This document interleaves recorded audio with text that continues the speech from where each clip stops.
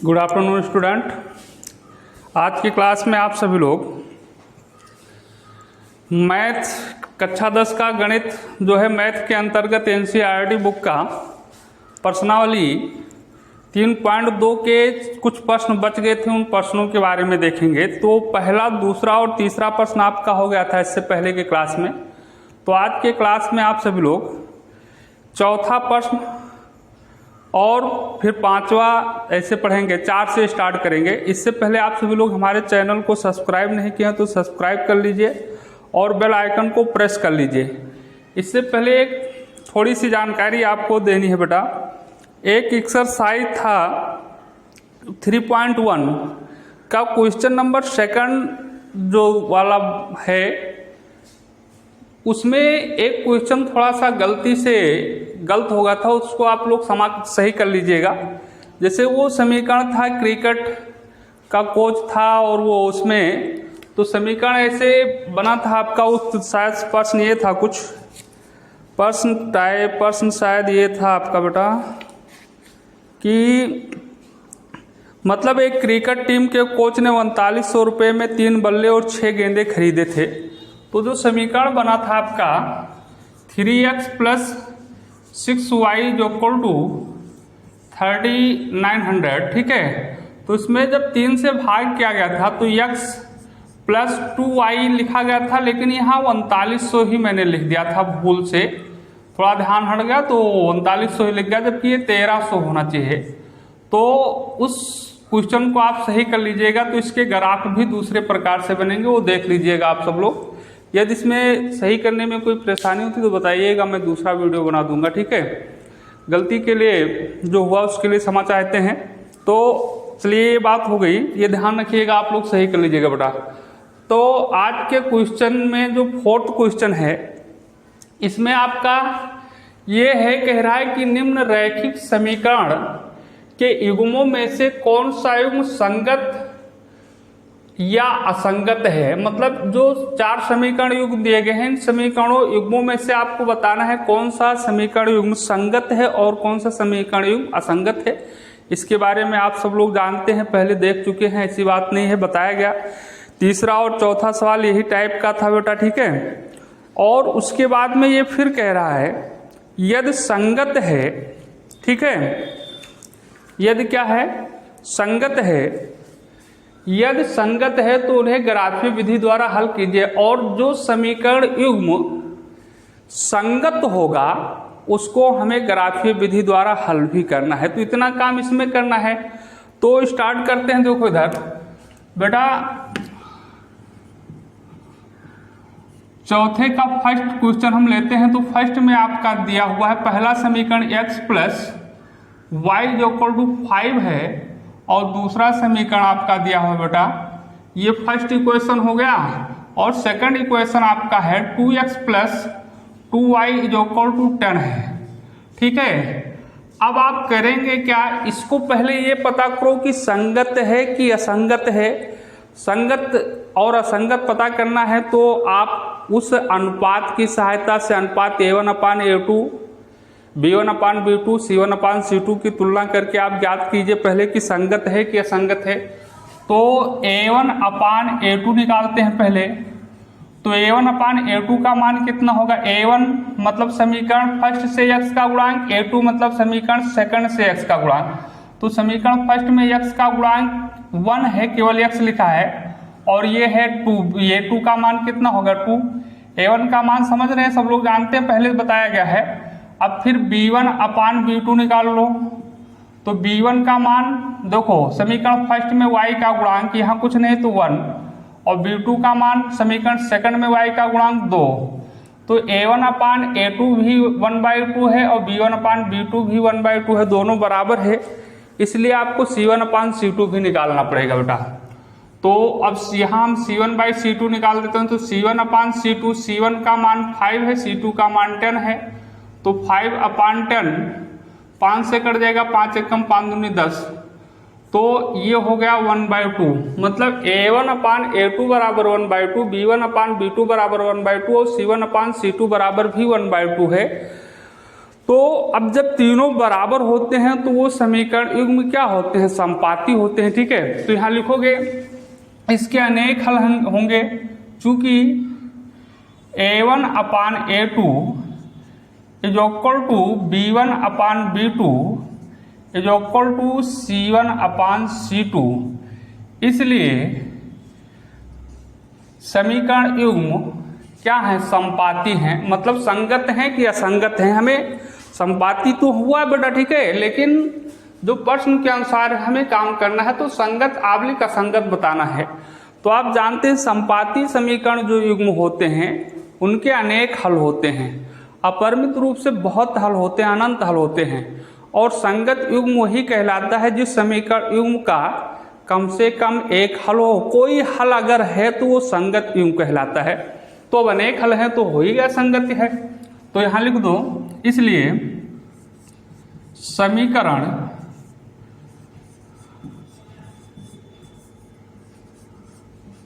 युग्म संगत है। अब अगर संगत है तो इनको ग्राफीय विधि द्वारा हल भी करना है बेटा। तो ग्राफीय विधि द्वारा हल करने के लिए आपको कम से कम दोनों रेखाओं के दो बिंदु चाहिए।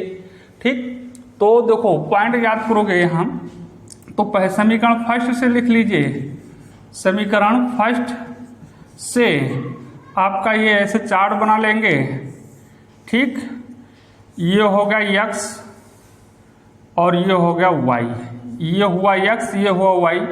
x का मान समीकरण फर्स्ट में देखो बेटा, x प्लस वाई बराबर 5 है, तो x बराबर हम 0 रख लेते हैं। तो x बराबर 0 रखोगे तो प्लस y बराबर क्या हो जाएगा 5, तो y बराबर 5 ही आ जाएगा। ठीक है, अब x बराबर हम 5 रख देते हैं तो y बराबर क्या आ जाएगा 0 आ जाएगा। तो यही समीकरण के दो बिंदु मिल गए। इसके बिंदु आपका मिला, जो बिंदु इसमें मिला 0,5 और 5,0।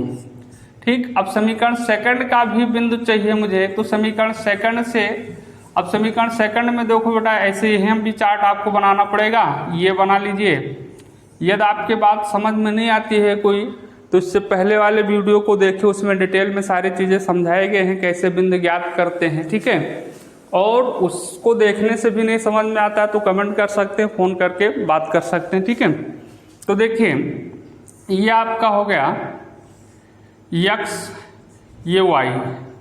ठीक है, अब देखो यहाँ आपका जो समीकरण सेकंड है 2x प्लस 2y जो इक्वल टू 10 है, तो यहाँ भी वही बिंदु मिलेंगे, कुछ भी दूसरा बिंदु भी ज्ञात कर सकते हो।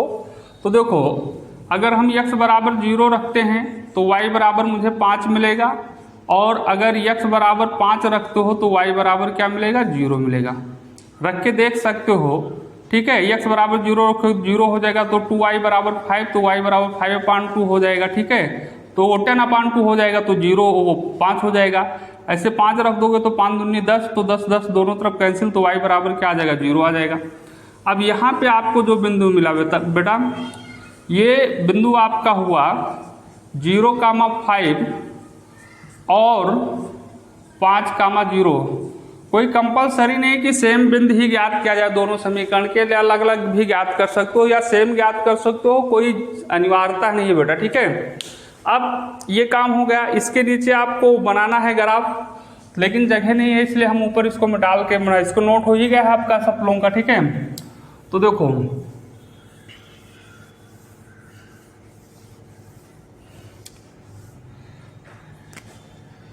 ये हुआ आपका y एक्सिस और ये हो गया x एक्सिस। ठीक है बेटा, ये इस प्रकार से बना लेना स्केल से। ये हो गया मूल बिंदु 0, 1 निशान लगाना जानते हैं, 2 3 4 5 6, तो 1 2 3 4 5 हो गया। अब पहला बिंदु जो है 0,5, तो 0 ये हो गया बेटा। ठीक है, 0 और 5 y अक्ष पर जाओगे, 5 कोट है तो y अक्ष पर 1 2 3 4 5 ये बिंदु हो गया आपका ये, और इसका निर्देशांक 0,5 दिया है। दूसरा बिंदु है 5वां 0, तो 5 इधर एक्स अक्ष पर 1 2 3 4 5 0, तो 0 यही हो जाएगा, तो ये बिंदु हो गया बी और ये हो जाएगा 5, 0 इसका निर्देशांक होगा। दोनों बिंदुओं को मिला दीजिए, ठीक है। ये हो गया आपका, आप स्केल से मिला लेना बेटा, सीधा रहेगा।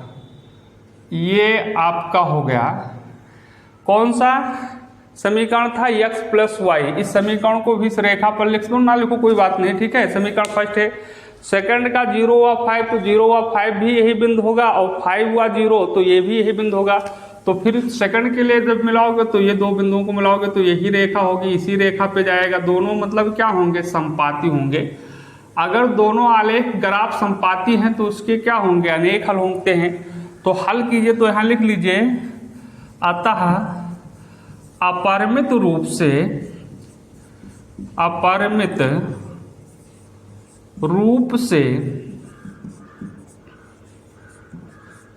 अनेक हल हैं। बेटा इसके कितने हल हैं, अनेक हल हैं, ठीक। तो ये बात हो गई फर्स्ट की। अब सेकंड वाले क्वेश्चन पे आ जाओ।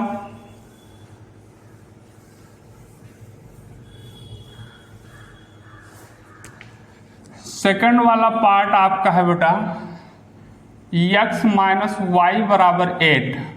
ये फर्स्ट इक्वेशन होगा। देखो सेकंड पार्ट ये है ना, x माइनस वाई बराबर 8 और 3x माइनस 3y बराबर 16, ठीक है। तो देखो 3x माइनस 3y बराबर 16 है सेकंड, ठीक है।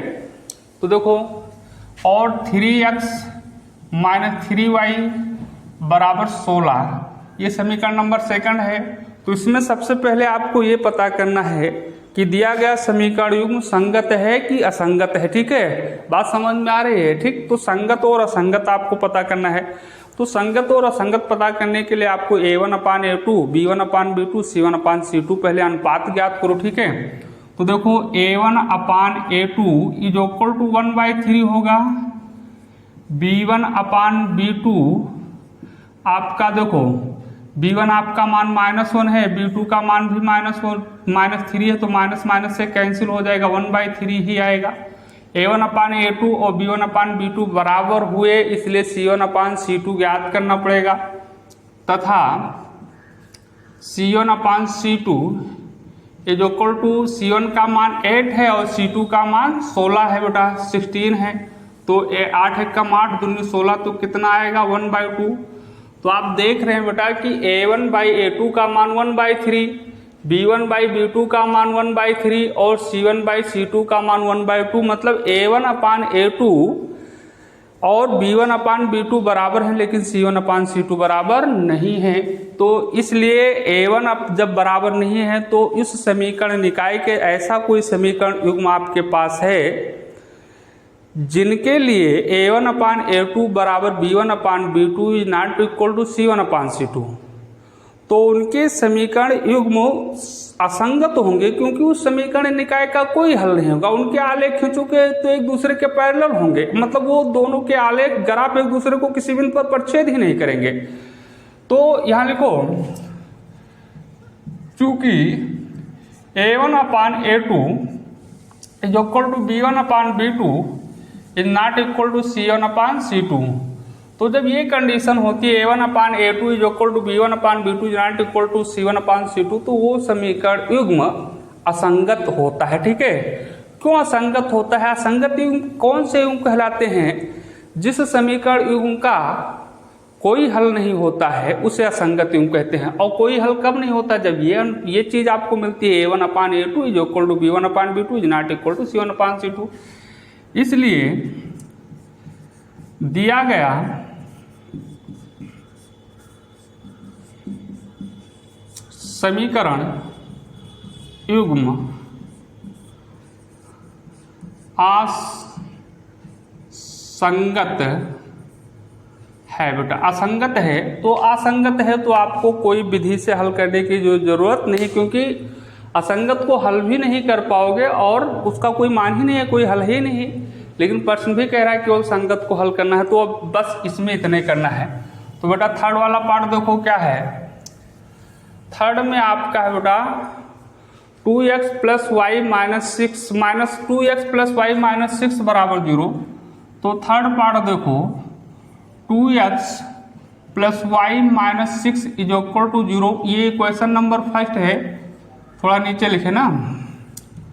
तो 2x प्लस वाई माइनस 6 बराबर 0, ये क्वेश्चन नंबर फर्स्ट हो गया। और सेकंड आपका है 4x माइनस 2y और माइनस 4 बराबर 0, ये समीकरण नंबर सेकंड है बेटा। तो यहाँ भी आपको a1 अपान a2 निकालना है। तो a1 का मान 2 है, a2 का मान 4 है, तो 2 अपान 4 हो जाएगा। 2 1 कम 2, 2 दूनी 4, कितना मिलेगा 1/2। चलो b1 अपान b2 निकालो। तो b1 अपान b2 क्या मिल रहा है, b1 का मान 1 है, तो 1 है, और b2 का मान -2 है, मतलब ये हो जाएगा -1/2। तो a1 अपान a2 बराबर 1/2 है और b1 अपान b2 बराबर -1/2 है, मतलब दोनों के मान बराबर नहीं हैं। तो यहाँ लिखेंगे चूंकि a1 upon a2 is not equal to b1 upon b2। तो जब a1 upon a2 is not equal to b1 upon b2 होता है तो दिया गया समीकरण युग्म जो होता है संगत होता है, क्योंकि उस समीकरण युग्म का केवल एक ही हल होता है, अर्थात अद्वितीय हल होता है। तो आप जानते हैं अगर एक हल है, दो हल, तीन है, कोई भी हल है तो वो संगत होगा। तो मतलब ये जो युग्म दिया गया है, समीकरण युग्म दिए गए हैं, ये संगत हैं। तो यहाँ लिखो इसलिए दिया गया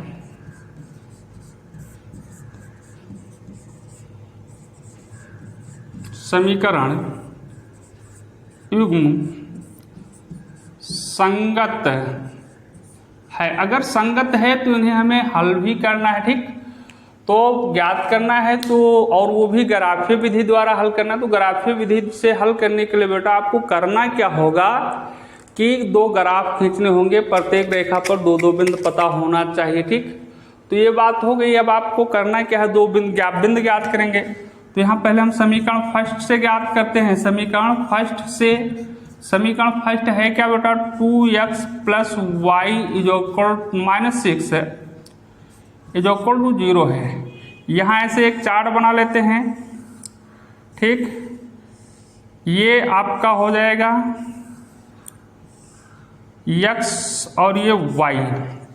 तो अब यहाँ देखो जैसे 2x फिर बता देते हैं प्लस वाई माइनस 6 बराबर 0 है, तो y का मान x के पद में निकाल लो, x माइनस 2y, तो नहीं 2x हो जाएगा बेटा। तो x बराबर आप पहले 2x है, ये 0 लिख गया।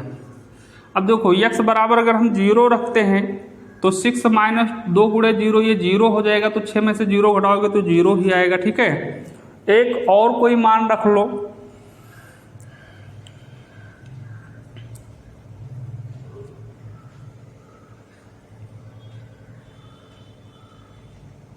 कुछ भी रख सकते हैं, ठीक है।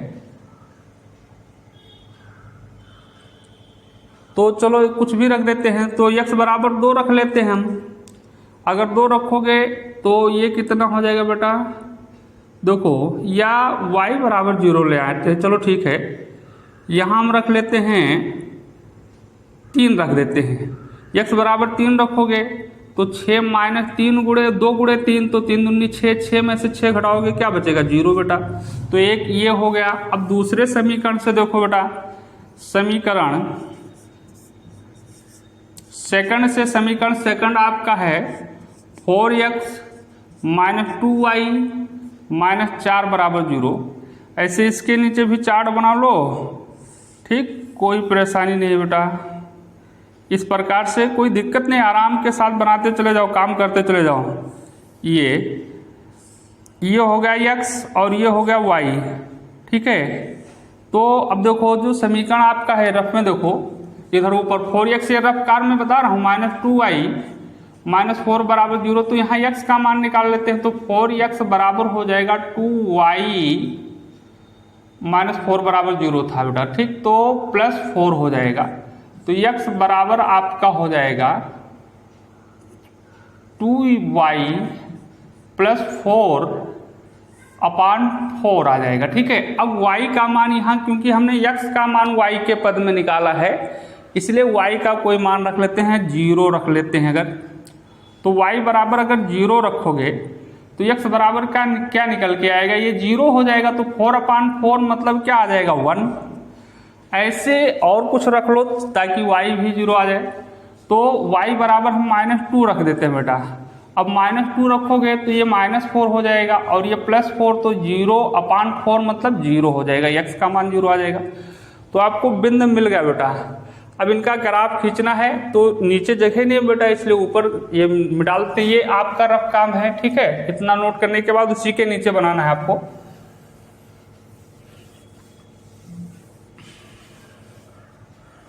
चलो देखो यहाँ बिंदु क्या मिला था, बिंदु लिख सकते हो। बिंदु जो मिला था यहाँ पे 0,6 और 3,0 और दूसरे वाले में जो बिंदु मिला था आपको पॉइंट मिले थे वो पॉइंट था 1,0 और 0,-2। ठीक है, ये बात हो गई। ठीक, तो अब यहाँ देखो ऐसे आप एक ग्राफ बना लोगे, ये खींचोगे y अक्ष और ये हो जाएगा आपका x एक्सिस। ठीक है, ऐसे एरो लगा दो, यहाँ लिख लो x एक्सिस और यहाँ लिख दो y एक्सिस। ये हो जाएगा x डैश और ये हो जाएगा y डैश। अब देखो पहला बिंदु पहले बराबर बराबर दूरी पर निशान लगा लो। बराबर दूरी पर होना चाहिए, 1-1 सेंटीमीटर पर लगाना है। 1 2 3 4 5 6 7 8 1 2 3 4 5 6 1 2 3 4 5 1 2 3 4 5। ठीक, अब देखो 0,6 है तो 0 ये हो गया, 6 है तो 6 y अक्ष पर ले जाओगे। 1 2 3 4 5 6 ये बिंदु होगा ये और इसका निर्देशांक होगा 0,6 लिख दीजिएगा ऐसे। ठीक, दूसरा जो आपका है बेटा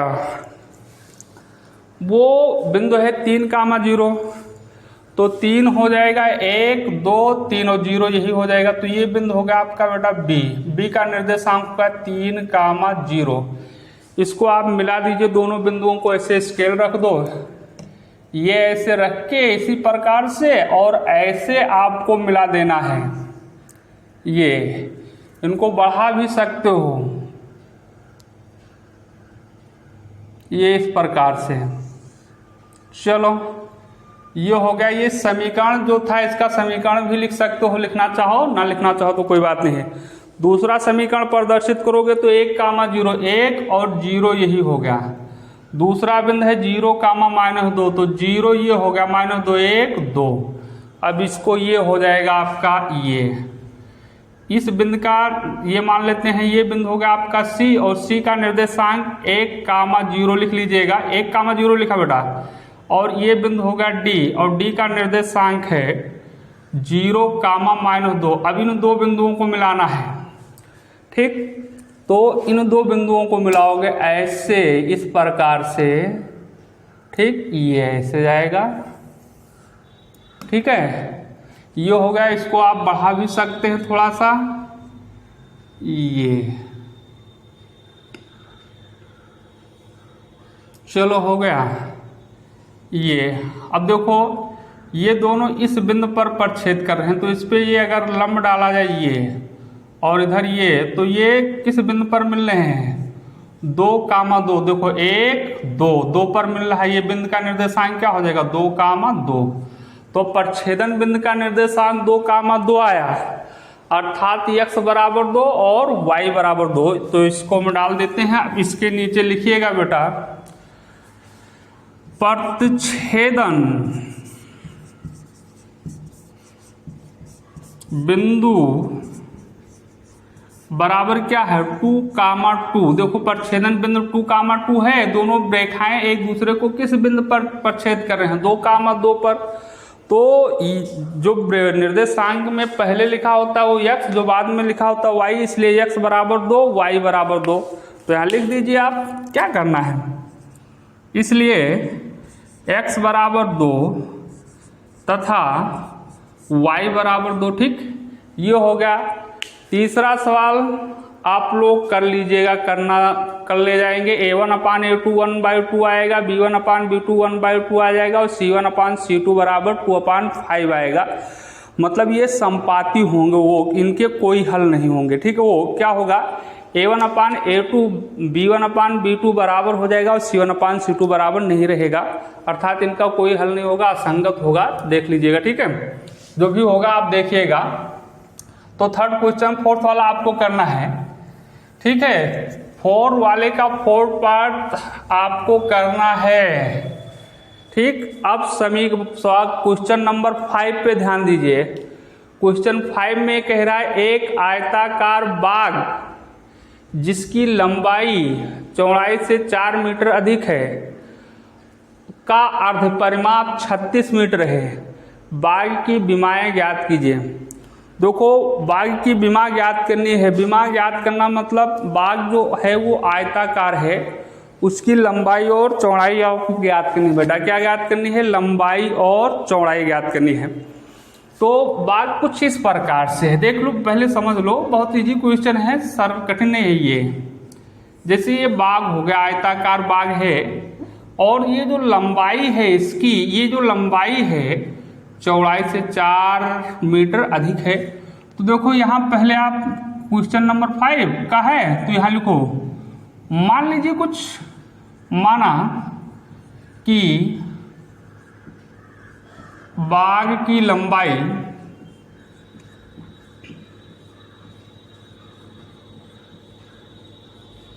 x मीटर तथा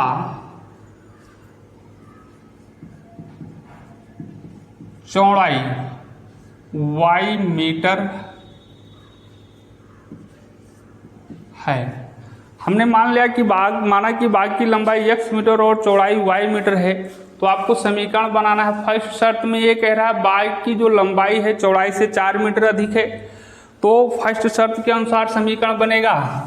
तो यहाँ लिखो सब फर्स्ट शर्त से, या यही लिख दो, बाग की लंबाई चौड़ाई से 4 मीटर अधिक है, तो x बराबर y लिखिए। ये लंबाई है, ये चौड़ाई है, ये लंबाई है, x अधिक है 4 मीटर किससे, y से, तो बराबर का निशान लगा, दोनों बराबर होना चाहिए। ये अधिक है, ये कम है, तो बराबर करने के लिए या तो अधिक में से 4 घटा दो या कम में 4 जोड़ दो। तो चलो हम कम में 4 जोड़ दिए। ये हो गया समीकरण नंबर फर्स्ट। सेकंड की बात किया जाए तो लिखा है का अर्ध परिमाप 36 मीटर है। अर्ध परिमाप मतलब आधा परिमाप। परिमाप क्या होता है, सभी भुजाओं का योग, इतनी लंबाई प्लस ये प्लस ये प्लस ये, इसका क्या कहलाएगा, परिमाप। और परिमाप का सूत्र जो होता है, ये देख लो, आयत के परिमाप, आयताकार कोई वस्तु है तो उसका परिमाप का सूत्र, जो बच्चे नहीं जानते नोट कर लीजिएगा, 2 इंटू लंबाई प्लस चौड़ाई होता है। ठीक है, ये बहुत छोटे क्लासों में पढ़ाया गया है। तो परिमाप बराबर होता है 2 इंटू लंबाई प्लस चौड़ाई। अर्ध परिमाप क्या हो जाएगा, अर्ध परिमाप मतलब हो जाएगा 2 से भाग कर, 2 से आधा कर दोगे तो 2 से भाग करोगे तो 2 कैंसिल हो जाएगा, मतलब लंबाई प्लस चौड़ाई। तो अर्ध परिमाप दिया हुआ है, अर्ध परिमाप बराबर 36 मीटर दिया हुआ बेटा। अब इस फिगर को हम डाल देते हैं, इसकी कोई जरूरत है नहीं। तो अर्ध परिमाप ये पूरा परिमाप ही है। अर्ध परिमाप ज्ञात करने के लिए 2 से भाग कर दोगे तो कितना हो जाएगा, लंबाई प्लस चौड़ाई, मतलब लंबाई प्लस चौड़ाई बराबर हो जाएगा 36। तो लंबाई कितना है x और चौड़ाई कितना है y। लंबाई देखो x माना गया है, चौड़ाई कितना माना गया, y बराबर 36 हो गया। अब इसको हल करना है, विमा ज्ञात करने के लिए x और y का मान आपको ज्ञात करना बेटा। लेकिन आपके लिए स्वतंत्रता ये है, फ्रीडम ये है, स्वतंत्र हैं कि इसमें किसी विधि का नाम नहीं लिखा गया है। तो चाहे ग्राफीय विधि द्वारा हल करो, चाहे प्रतिस्थापन विधि द्वारा, चाहे विलोपन विधि द्वारा, चाहे जिस विधि से, चूंकि अभी हम बीजगणितीय विधि आपको नहीं बताए हैं, इसलिए हमें हल करना चाहिए ग्राफीय विधि से, लेकिन हल कर देते हैं प्रतिस्थापन विधि से। तो प्रतिस्थापन विधि से हल करने के बारे में अगले क्लास में हम आपको डिटेल में समझाएंगे, तो यहाँ समझा नहीं पा रहे हैं लेकिन हल कर देते हैं प्रतिस्थापन विधि से। आप लोग जानते भी हैं, 7th में पढ़ चुके हैं, 8th में पढ़ाया गया है। तो देखो बेटा, अब यहाँ लिखो समीकरण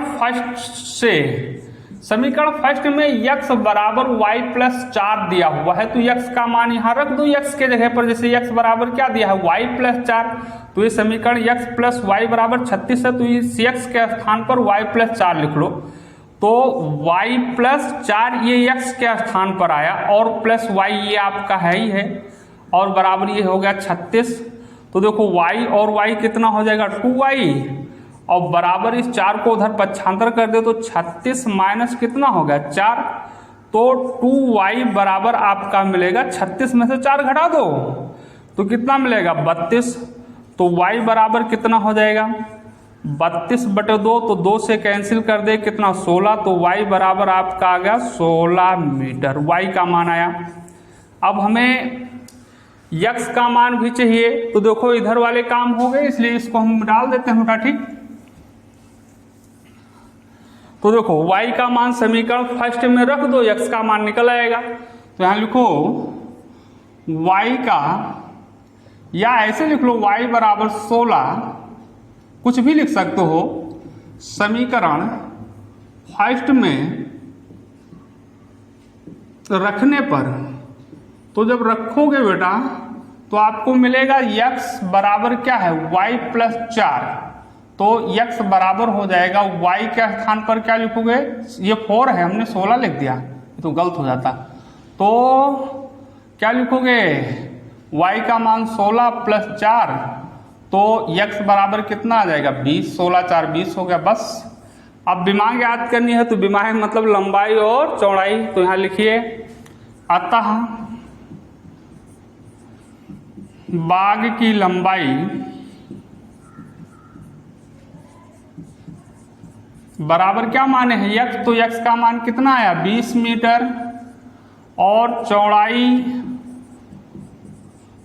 बराबर कितना माना y, चौड़ाई क्या माना गया है y, तो y का मान कितना है 16 मीटर, ये होगा 16 मीटर।